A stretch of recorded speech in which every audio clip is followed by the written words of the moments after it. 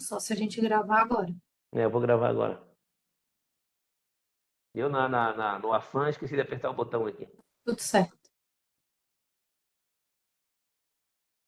Pode seguir, professora. Então tá, prosseguimos aqui. Deixa eu só colocar aqui no slide que a gente parou.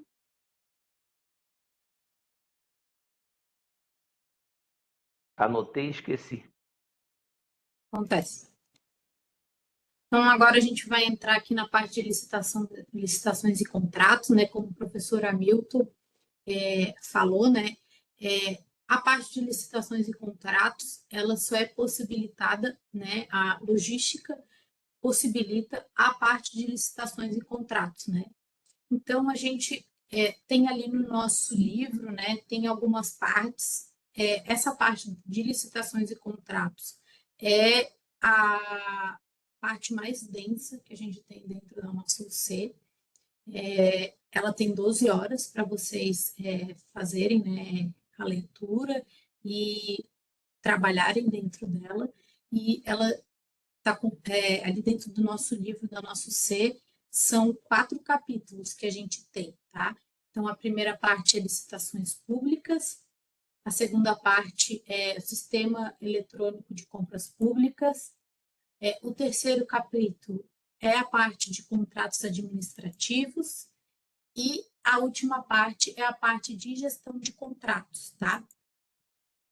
E aqui na nossa, né, tanto no nosso livro quanto aqui na nossa aula, a gente vai iniciar entendendo, né, um pouquinho como é que as licitações iniciaram, né? Como é que isso vem antes, né, efetivamente de entrar dentro da parte pública, né? Dentro do mundo, as licitações, elas iniciam, assim, ela tem uma ideia de dentro da Europa medieval. Como é que isso acontecia? Ela vem pela uma denominação da vela e o pregão, né? Onde se tinha, né? Onde os construtores, eles interessados em construir um barco, né? Eles faziam uma oferta, né? Dentro, como se fosse um leilão. E aí se tem essa ideia das licitações.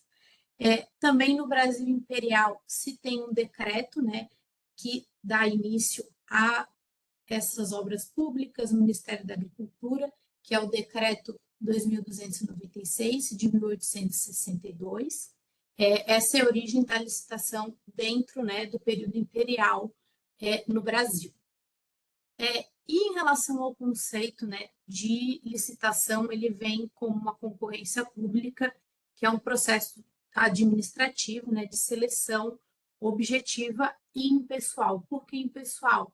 Porque, né, como a gente entende, né, o processo público ele precisa tem essa preconização da gente entender que se tem uma seleção de uma empresa, do serviço para que a gente tenha uma seleção do melhor serviço com o melhor preço de uma forma impessoal para se ter esse contrato.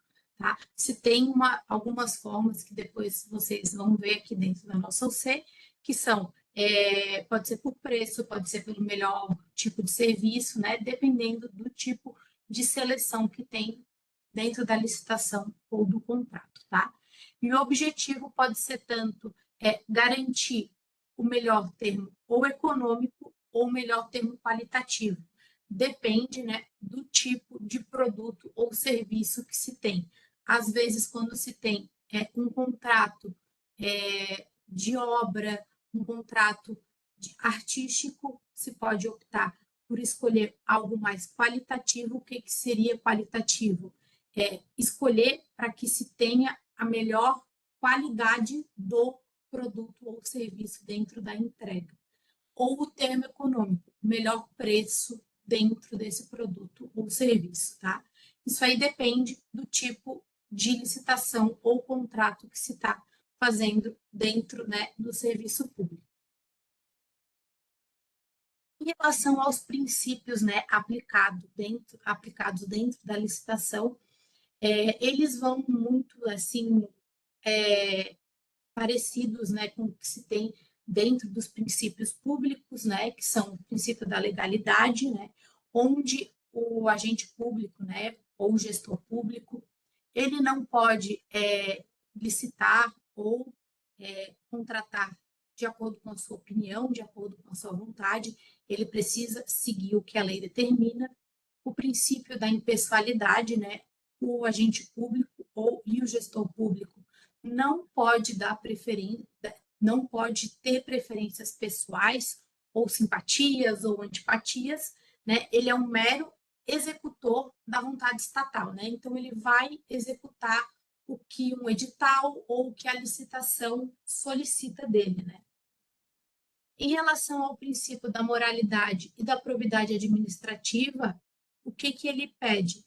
Ele só vai agir com o princípio da boa-fé administrativa e ele vai, né, ter os seus atos legais, né, previstos. Se ele não tiver seus atos legais, ele vai ser punido de acordo com a lei, né, que é a lei 84/92 de 84/29 de 92. O princípio da publicidade, né, que determina que todos os atos administrativos sejam publicados, né, para que todos possam, né, como a gente viu ali na nossa alceia de orçamento ali, tanto o portal da transparência, né, todos possam ver quais são os processos de licitação, quais são os processos, parte de orçamento, todas essas partes de licitação precisam ser publicadas para que o processo público, né, o processo de licitação seja fiscalizado dentro do serviço público. Em relação ao princípio da eficiência, né, visa o quê? A desburocratização dentro do serviço público e também a eficiência, né, economia e a qualidade da prestação do serviço público para os cidadãos, e esse princípio é um dos últimos que se tem dentro, né, da aplicação dentro das licitações públicas. Ele só foi incluído em 1998, sendo, né, um dos últimos princípios que se tem a inclusão, e ele visa selecionar uma proposta mais vantajosa financeiramente e também com a qualidade necessária, né? Não é só aquela proposta que seja vantajosa financeiramente, mas também que ela tenha uma qualidade para a prestação dos serviços aos cidadãos. A supremacia e indisponibilidade do interesse público visa que os agentes públicos eles possam prezar pelo interesse interesse público e não ao interesse privado, né? E sim ao interesse dos indivíduos, dos cidadãos, efetivamente. Princípio da vinculação e do instrumento convocatório. Todas as licitações têm o seu edital, têm os seus instrumentos, o seu instrumento de convocação, ou seja, precisa cumprir essas cláusulas e essas condições que estão no edital. E existem, né, ali a gente detalha muito bem no nosso livro quais são as cláusulas, quais são os cumprimentos, quais são as necessidades dos editais, se tem necessidade de seguro, garantia, termo aditivo, tudo isso a gente vai detalhar um pouquinho aqui para vocês também. E o princípio do julgamento objetivo. Então, é proibido, né, que que se faça licitação sem que se tenha um edital previamente estabelecido. Ou seja, se tenha a licitação, contrate-se um serviço público sem que se tenha a convocação através de um edital, tá?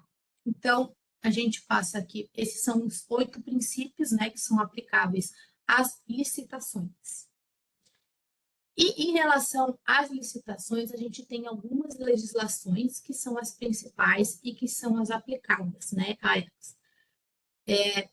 A primeira delas, né, claramente, é a Constituição Federal e, atualmente, a lei, né, que rege as licitações e os contratos é a Lei 14.133 de 2021.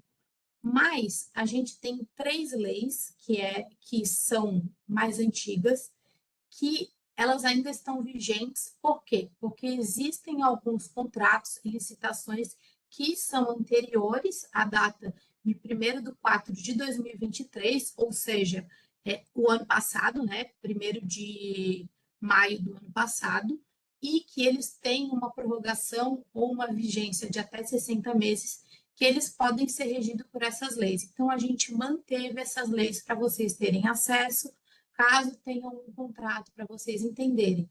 Mas nenhuma dessas 3 leis, que é 8.666 de 93, a 10.520 de 2002 e a 12.462 de 2011, nenhuma dessas podem ser feitas licitações ou contratos novos, são só contratos ou licitações antigas, tá?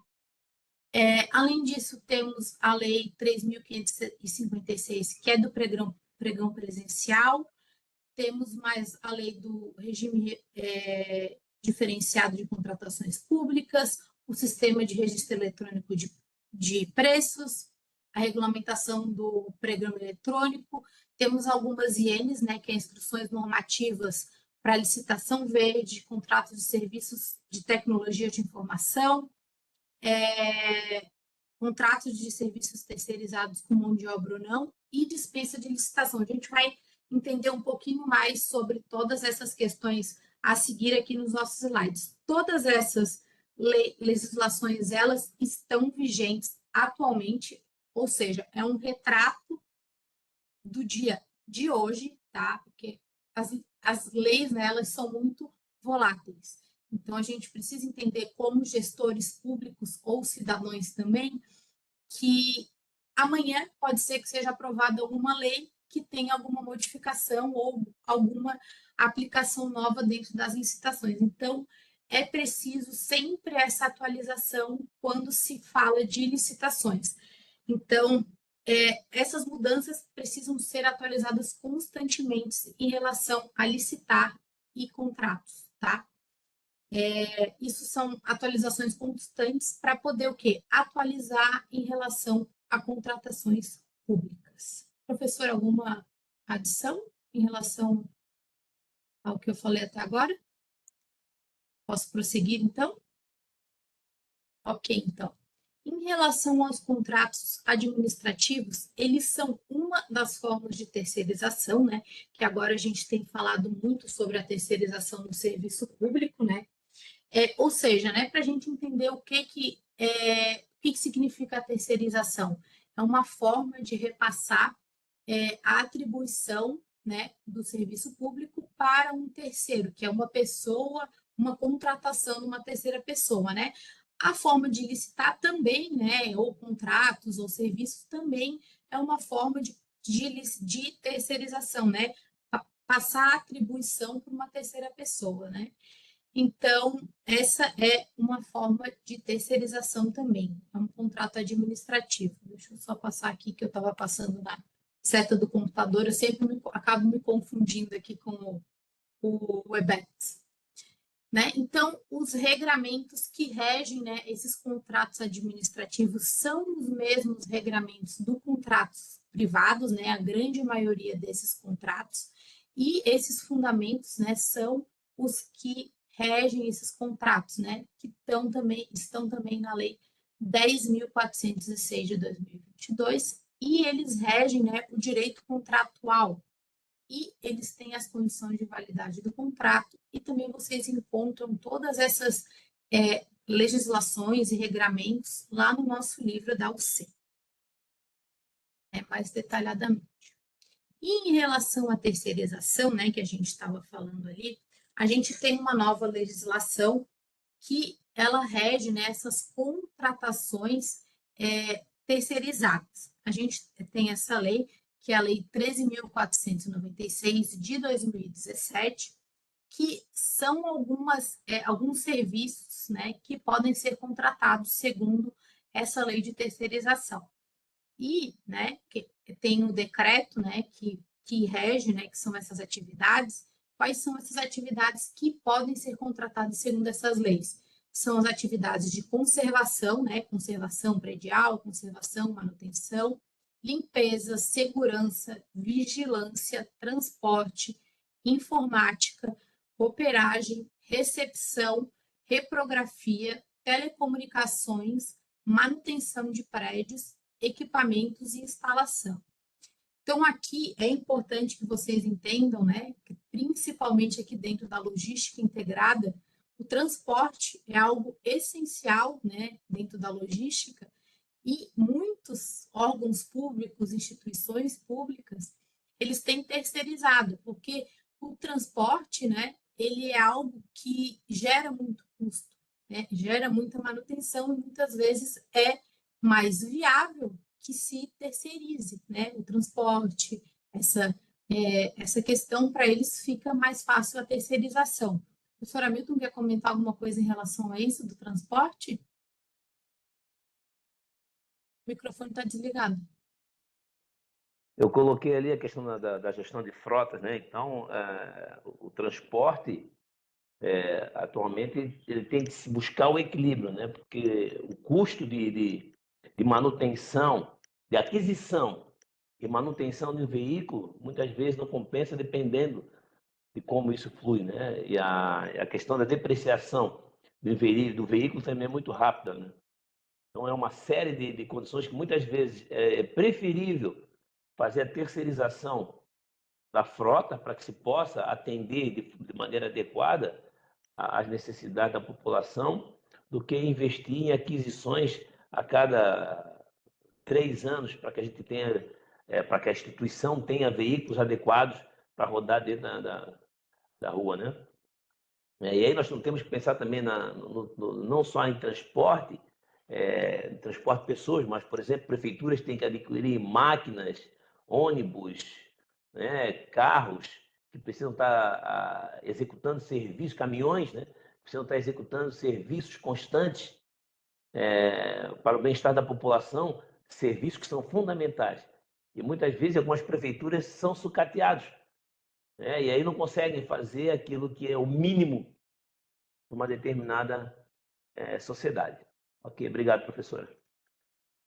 E também nessa questão de grandes veículos, né? Eu trabalhei algum tempo nessa parte da construção civil e eu sei porque, né, esses veículos eles quebram muito facilmente, então às vezes a manutenção deles sai muito caro, né? Como o professor falou, o equilíbrio precisa ser pensado, né?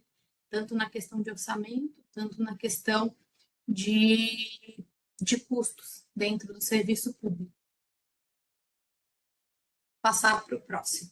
Existem alguns tipos de contrato, né? Ali dentro do nosso livro da nossa a gente traz mais detalhadamente, mas os principais tipos de contratos são os contratos de obras ou serviços de engenharia ou os tipos de contratação de fornecimento de bens, tá?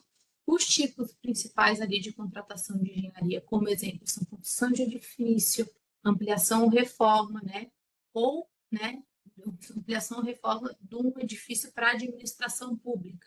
Também temos o contrato de serviço, né, não incluídos como engenharia, né, que pode ser, por exemplo, conserto de computador, manutenção de jardim, uma locação de veículos, a instalação de um aparelho de ar-condicionado, e uma contratação de fornecimento de bens, por exemplo, pode ser uma compra de material, por exemplo, dentro do serviço público precisa de um lápis no computador, né? Compra de suprimentos de informática, de imóveis, tudo isso que é necessário de bens dentro do serviço público é contratação de fornecimento de bens.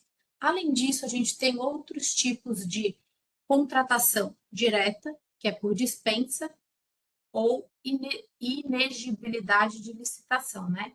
Que aí existem alguns tipos de regramento, que são os contratos de obras e serviços de engenharia, de manutenção, né? Que são os mesmos tipos de regramentos que tem ali dentro do que eu falei anteriormente e tem alguns valores que são estipulados dentro de cada um desses serviços.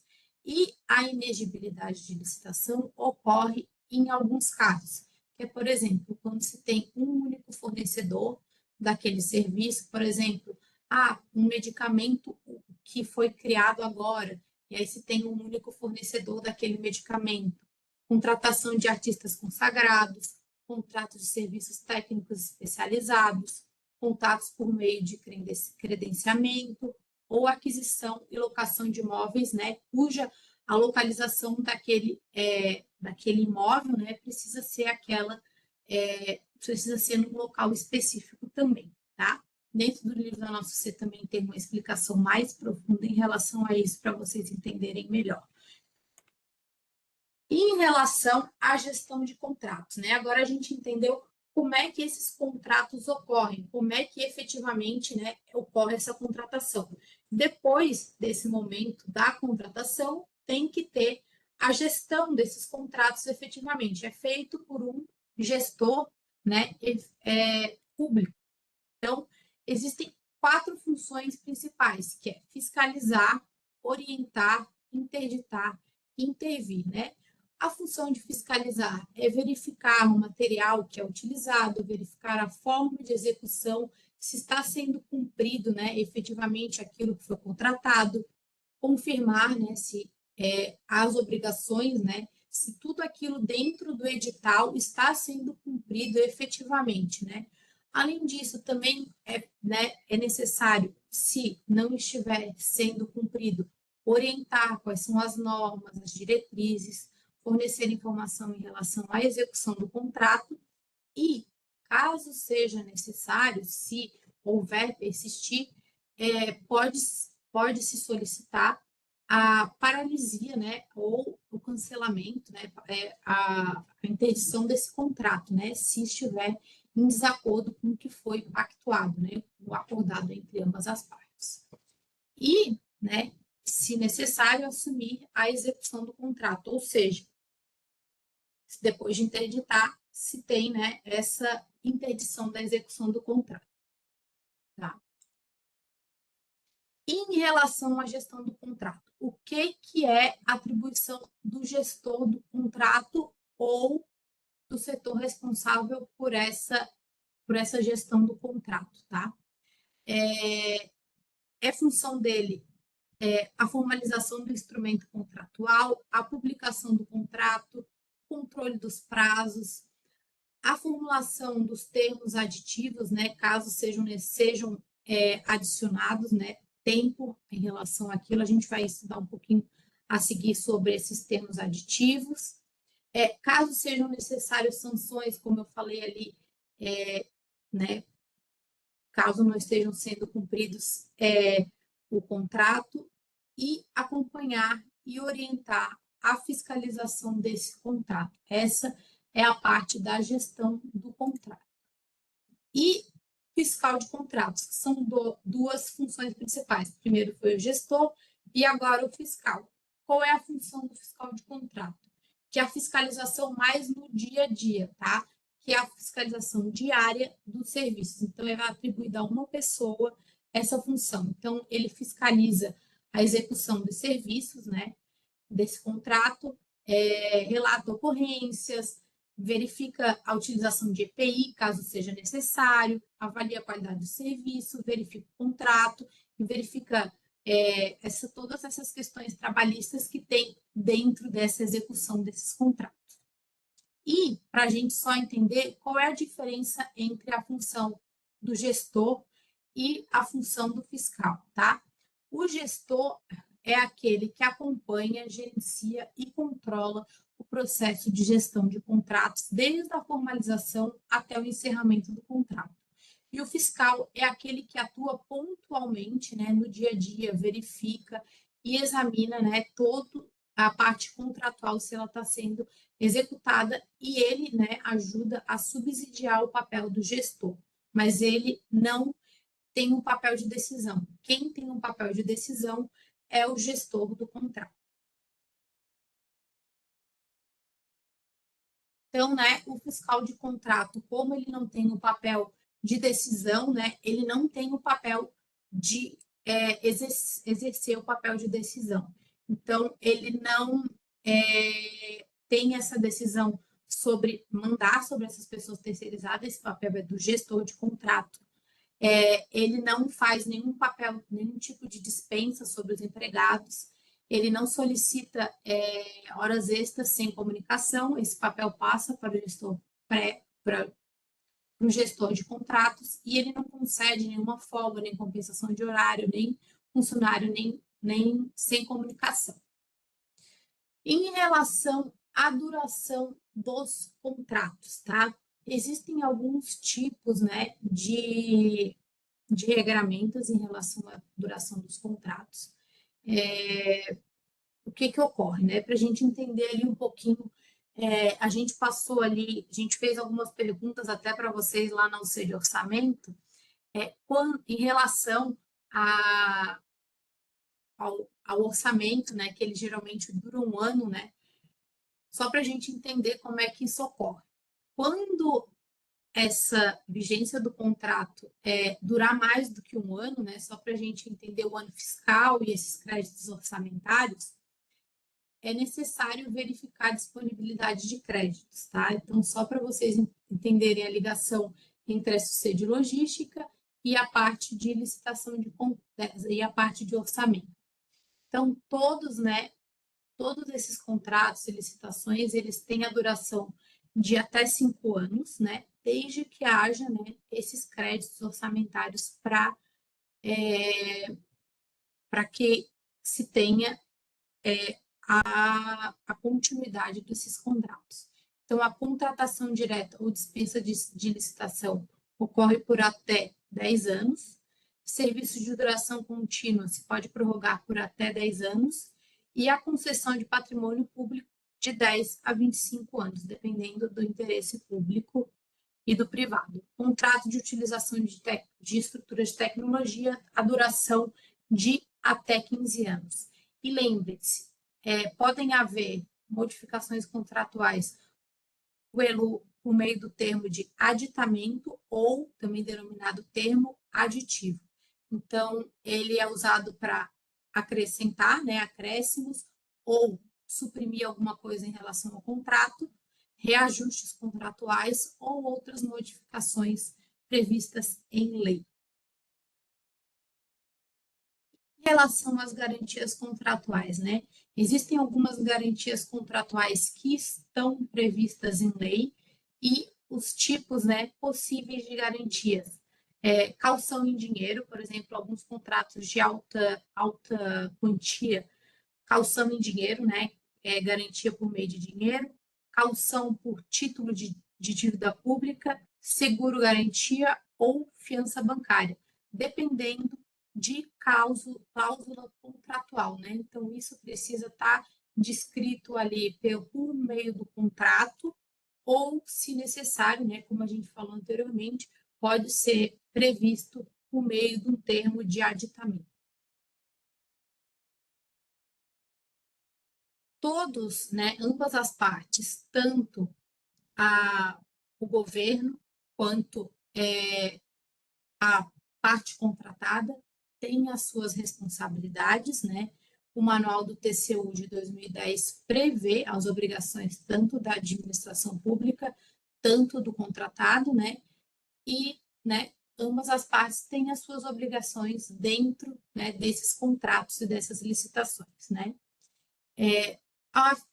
Além, né, dessas obrigações que são previstas, a administração pública tem a obrigação de fiscalização também, né, em relação a esses contratos, para verificar o cumprimento dessas obrigações que estão sendo contratadas dentro, né, da licitação ou do contrato.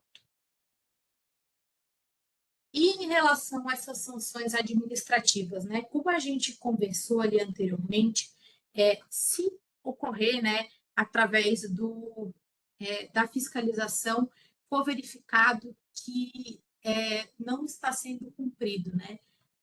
Existem algumas advertências, algumas não advertências efetivamente, mas algumas medidas que são feitas antes da suspensão do contrato efetivamente. Podem ser feitas advertência, multa, impedimento de licitar, né, ou até a idoneidade para licitar ou contratar. São algumas das sanções que podem ser feitas ao contratado, dependendo da gravidade ou do tipo de descumprimento que se tem em relação aos contratos, ao contrato que foi realizado. Então, a reabilitação, o que é a reabilitação? A volta a poder ser contratado pelo serviço público, né, ou pelo governo novamente. Ela será concedida pela administração, sem prejuízos, de 1 a 3 anos, dependendo da penalidade aplicada, tá? Isso geralmente é no caso de idoneidade. O que é idoneidade? Quando se tem se fica impedido, né, de ser contratado para licitação. E, em último caso, né, quando se tem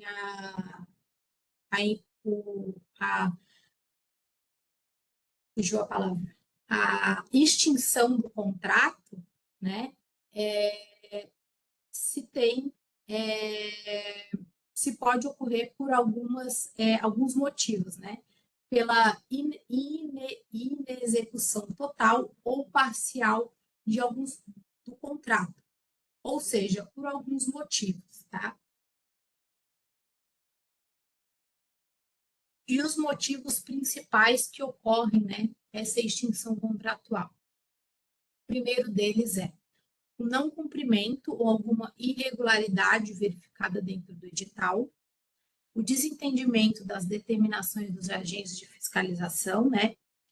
Desentendimento não se entende, né, em relação ao que tem dentro do edital, alteração da constituição jurídica que possa prejudicar a execução do contrato, ou seja, pode-se ter algum tipo de alteração contratual, a inclusão de algum membro que isso possa prejudicar a execução do contrato, se tem falência ou insolvência civil, ou seja, não se tem possibilidade de execução financeira, né, por não ter condição financeira de execução daquele serviço, caso fortuito ou força maior comprovados, né? Por exemplo, ali no caso que teve as enchentes do Rio Grande do Sul, se teve a extinção de alguns contratos por não se ter a possibilidade mais de execução, atraso na obtenção de licença ambiental ou impossibilidade de obtê-la. Alguns serviços necessitam dessa licença ambiental, né? Principalmente quando se trata de obras públicas, e essa falta, né, de obtenção ou a impossibilidade de obter causa extinção contratual, atraso injustificado de obra, serviço ou fornecimento, isso também, entre outros casos que estão previstos na lei. Em relação aos prazos, para a execução do serviço e a entrega dos produtos, sempre estão previstos no contrato, tá? Então, sempre é bom, quando se for licitar e se for contratar, deixar bem claro quais são os prazos de entrega, quais são os prazos, né, para esses contratos. E se tem um entendimento, né, de acordo com o TCU, que se fixe o prazo previsto para prestação de serviços com no mínimo de 30 dias para que se possa, né, se ter adoção desses procedimentos de execução, né, para no mínimo que a pessoa, que a empresa que se vá prestar esse serviço consiga iniciar a prestação desse serviço. E agora eu vou passar a parte do pagamento para o professor Hamilton.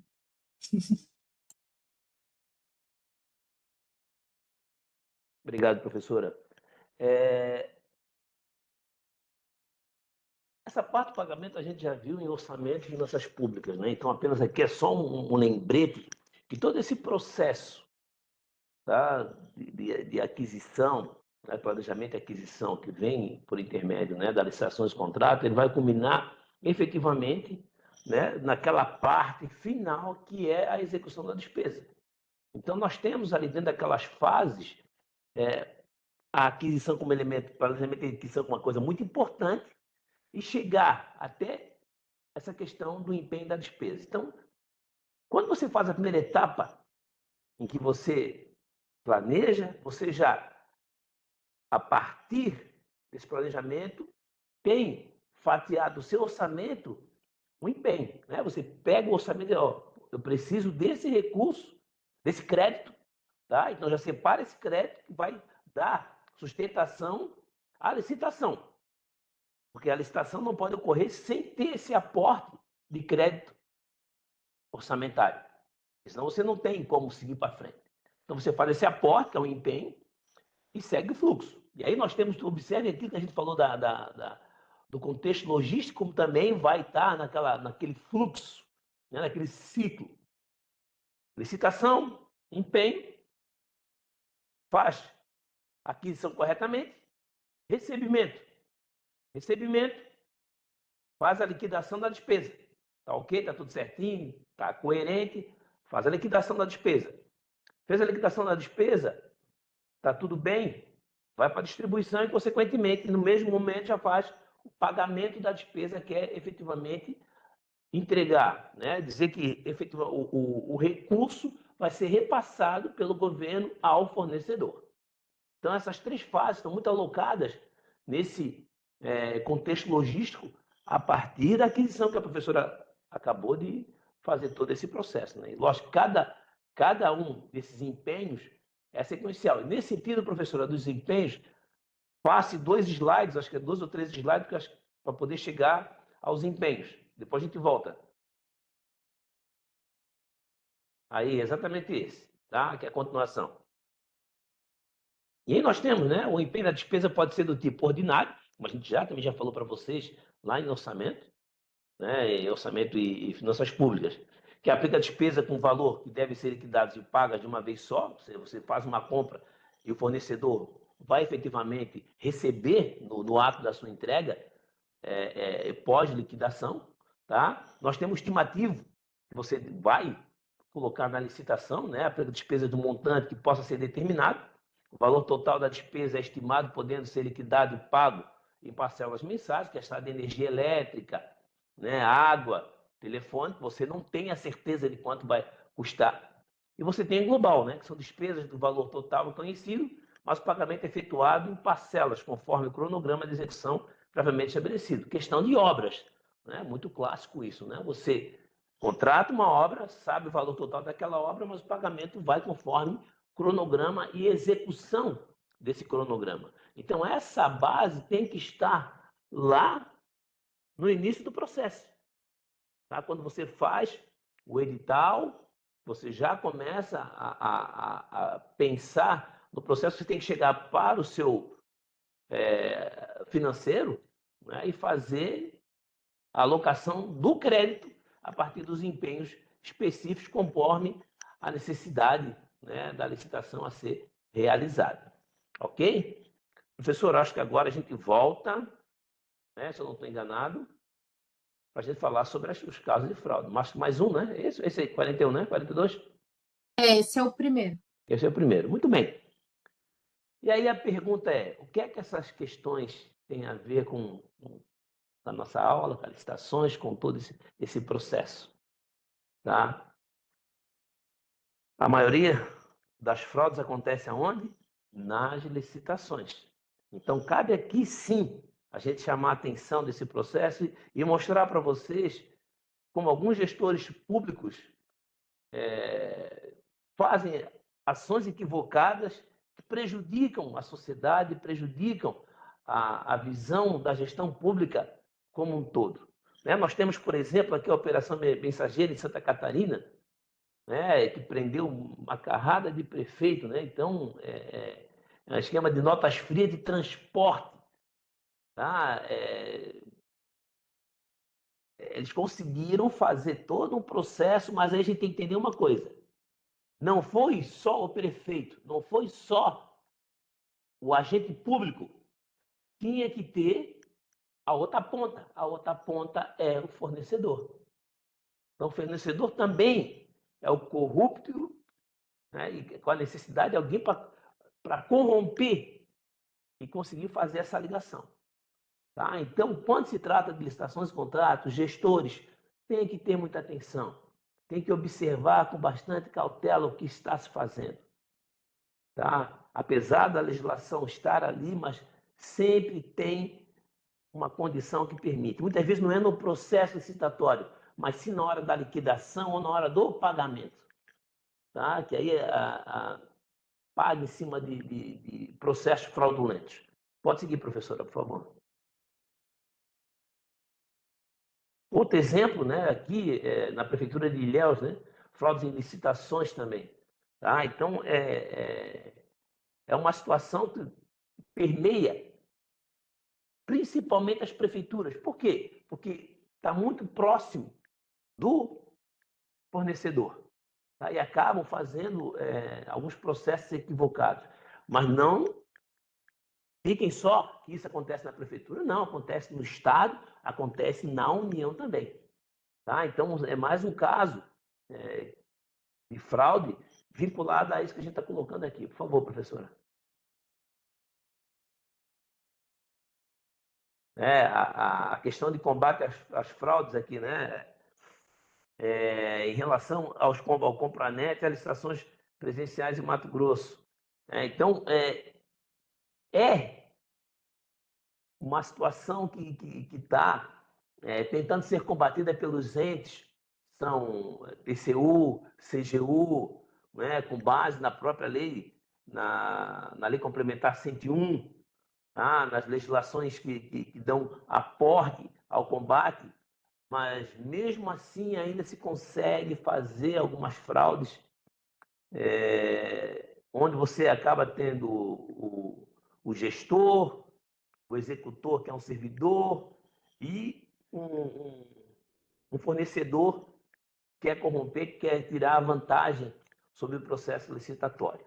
Tá? Professora?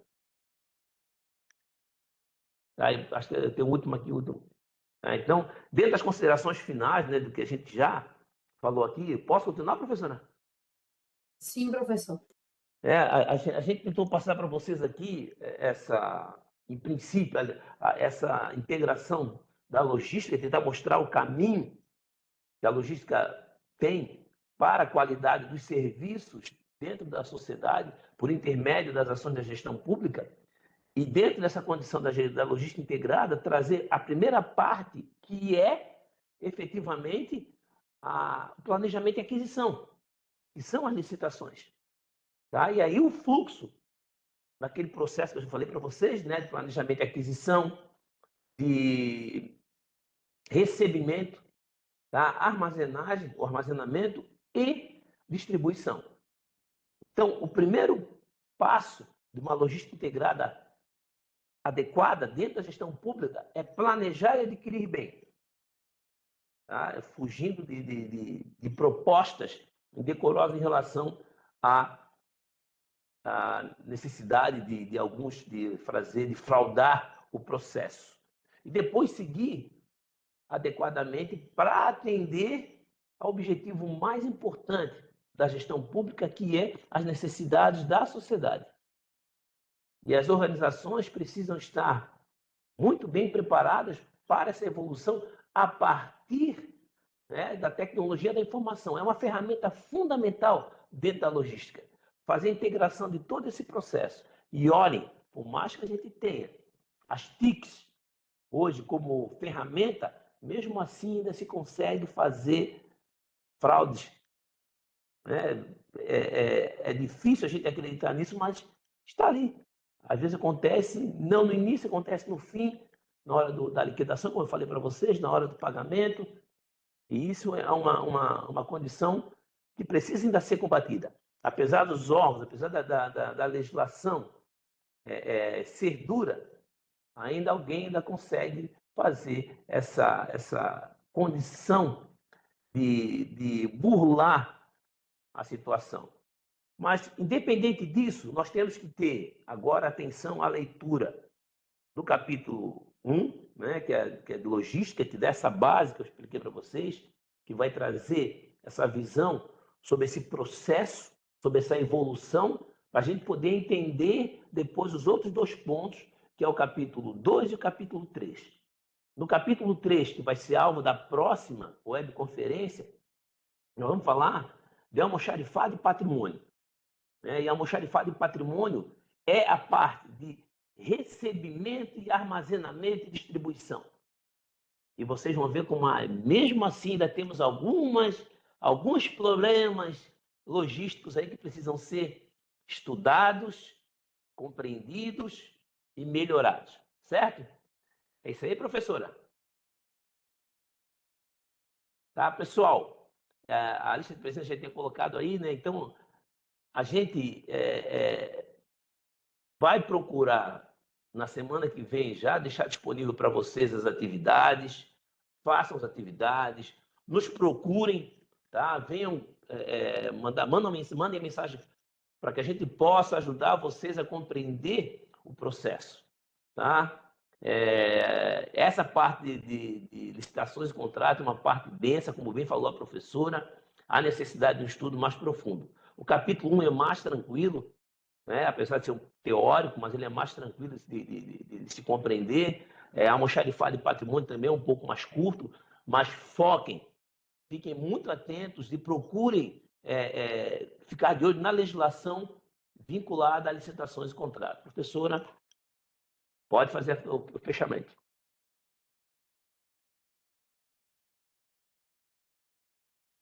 Então, né, como o professor Hamilton falou, realmente essa parte de licitações e contratos, principalmente por ela ter, né, essa parte de legislação, ela exige, né, que tenha um estudo um pouco maior e vocês vão precisar ter um pouquinho mais de estudo, principalmente, né, quem quer aprofundar esse estudo em relação às legislações. Ali a gente deixou disponível para vocês todos os links para quem quiser acessar todas as legislações específicas e a gente está disponível, né, para esclarecer as dúvidas de vocês, tanto por e-mail quanto pelo chat, né, ali do Moodle, se vocês necessitarem da nossa ajuda. A gente deseja, né, então, para vocês uma ótima noite e um bom aprendizado na nossa UC e a gente se vê na próxima webconferência. Abraço a todos.